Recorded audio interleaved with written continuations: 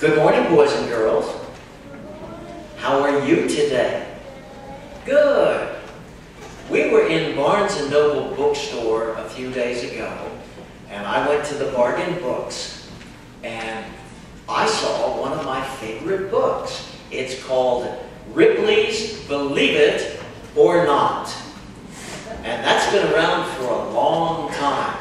Bob Ripley in the 1930s drew cartoons for newspapers, and he had unbelievable things that were true. And then it became a radio show and TV shows, and they even have Ripley's Believe It or Not museums.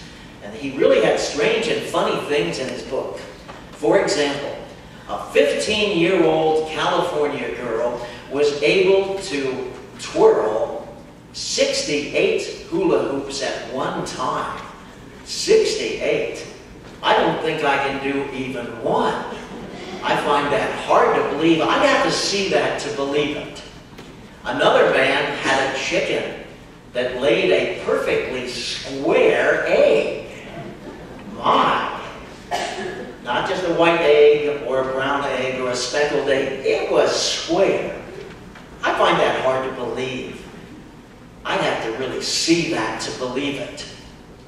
Another time, a bunch of butchers made the world's largest hot dog. It was 3,000 feet long and weighed almost 900 pounds. That's a lot of baloney, isn't it? But that's something that I find that hard to believe.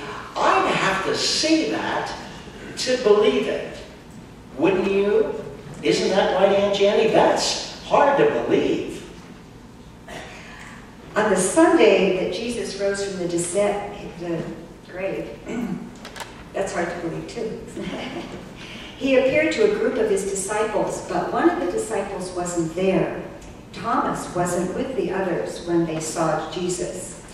And so the disciples, when they saw Thomas, they told him that Jesus rose from the grave and that he was alive. And Thomas said, "Unless I put my fingers where the nail prints are in his hand and the wound in his side, I can't believe that."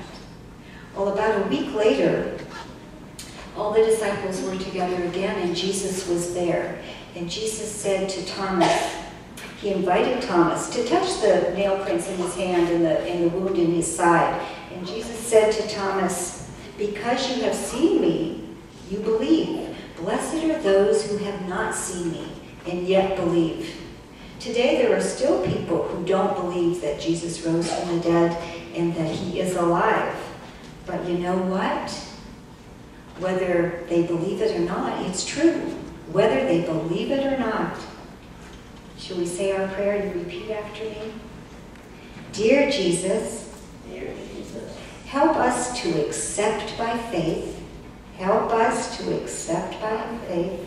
that you are alive. Because we know it's true. Whether others believe it or not. Amen.